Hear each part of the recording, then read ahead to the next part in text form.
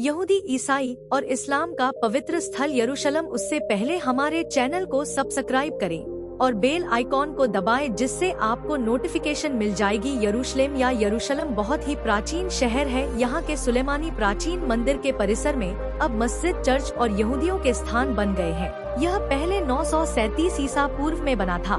यह सिनेगोग इतना विशाल था कि इसे देखने में पूरा एक दिन लगता था, लेकिन लड़ाकों ने इसे ध्वस्त कर दिया। अब इस स्थल को पवित्र परिसर कहा जाता है कि इसे राजा सुलेमान ने एक किला नुमा 4 धारी से पवित्र परिसर में यहूदी प्रार्थना के लिए पूर्ण होते। इस परिसर की दीवार बहुत ही प्राचीन और भव्य है। यह पवित्र परिसर यरूशलेम की पुरानी शहर का हिस्सा है। इजराइल के 4 प्रमुख क्षेत्र हैं: तेल अवीव, यरूशलेम, हैफा और बेएशेर। यरूशलेम इजराइल का सबसे बड़ा शहर और राजधानी है। यरूशलेम की गिनती प्राचीन नगरों में की जाती है। यरूशलेम के पास से जॉर्डन सीमा शुरू होती है। इजराइल के तेल अवीव की सीमा भी इससे लगी हुई है। यहाँ की अधिकाधिक भाषा बनाई गई है, लेकिन अरबी और अंग्रेजी अब ज्यादा बोली जाती है। यरूशलेम सहित इजराइल के बाशिंदे लगभग 75% यहूदी, 15% मुस्लिम और 10% अन्य धर्मों को मानते हैं। मध्य पूर्व का यह प्राचीन नगर यहूदी, ईसाई और मुसलमानों का संगम स्थल है। 3 धर्मों के लोगों के लिए इसका महत्व है, इसलिए यहाँ पर सभी अपना कब्जा बनाए रखना चाहते हैं। जिहाद और क्रूसेड के तौर पर सलाउद दीन और रिचर्ड ने इस शहर पर कई सारी लड़ाइयाँ लड़ी। ईसाई तीर्थ यात्रियों की रक्षा के लिए इसी दौरान नाइट टेम्पलर्स का भी गठन किया गया। ओलिव्स पहाड़ियों से सुंदर गुम्बद और गुम्बद के पीछे की दीवार दिखती है,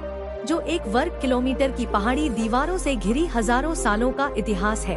इसके बारे में हमारे अनुमान में यह शहर दुनिया के मध्य से ज्यादा आबादी की आस्था का केंद्र है, जो बाइबल में लिखी गई है। इस शहर का नाम 700 बार यहूदी और ईसाई मानते हैं कि यही धरती का केंद्र राजा बोस्निया और सुलेमान के बाद इस स्थान पर बेबीलोनिया और रानियों का है। इस्लाम के उदय के बाद बहुत समय तक मुसलमानों ने यहाँ पर राज्य किया। इस दौरान यहूदियों को इस क्षेत्र में कई बार यहाँ से भागना पड़ा। द्वितीय विश्व युद्ध के बाद इजराइल फिर से यहूदी राष्ट्र बन गया, तो यरूशलेम को उसकी राजधानी बनाई गई और दुनिया भर के यहूदियों को फिर से यहाँ बसाया गया। यहूदी दुनिया में कहीं भी हो यरूशलेम की तरफ मुंह करके ही अपनी उपासना करते हैं। वेलिंग दीवार को विलाप की दीवार भी कहा जाता है। ये यहूदियों का सबसे पवित्र स्थल माना जाता है कि प्राचीन प्रार्थनालय सोलोमन टेम्पल का परिसर। इस दीवार के ऊपरी हिस्से में अल अक्सा मस्जिद भी है, जिसके नीचे टेम्पल माउंट है। अर्थात चट्टान का गुम्बद है। इस दीवार को पश्चिमी दीवार भी कहा जाता है कि दीवार के ऊपर बने उनके धार्मिक स्थल के अपने हाथों से निकलने की वजह से यहूदी दीवार के लक्षणों के विलाप करते हैं। और प्रार्थना भी अल अक्सा मस्जिद है, जिसे अल हरम अल शरीफ की दफन से हजरत मोहम्मद जन्नत की ओर गए थे और अल्लाह के आदेश के अनुसार धरती पर आई थी। इस मस्जिद के पीछे की दीवार ही पश्चिम की दीवार कहलाती है, जहां नीचे बहुत बड़ा परिसर है। इसके अलावा मुसलमानों और भी पवित्र स्थल हैं, जैसे होटल सकारा, मूसा मरवान और गुम्बदे सखरा भी प्राचीन मस्जिदों में शामिल है। Church of the Holi sculpture. ईसाइयों के लिए यह शहर बहुत महत्वपूर्ण है, क्योंकि यह शहर ईसा मसीह के जीवन के अंतिम भाग का गवाह है।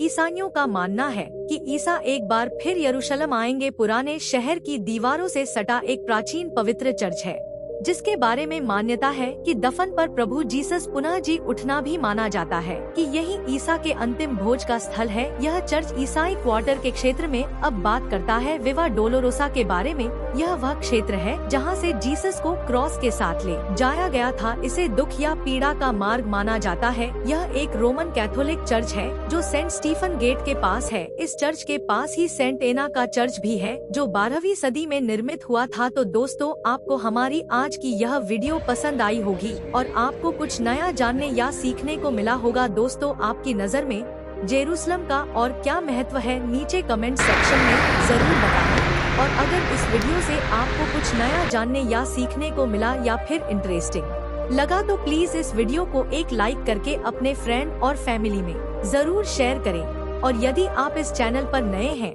तो प्लीज इस चैनल को सब्सक्राइब करके बेल नोटिफिकेशन आइकॉन को ऑन कर लीजिए, ताकि हमारे आने वाले वीडियो आप मिस ना करें। मिलते हैं फिर किसी वीडियो में नए टॉपिक के साथ। तब तक के लिए नमस्कार।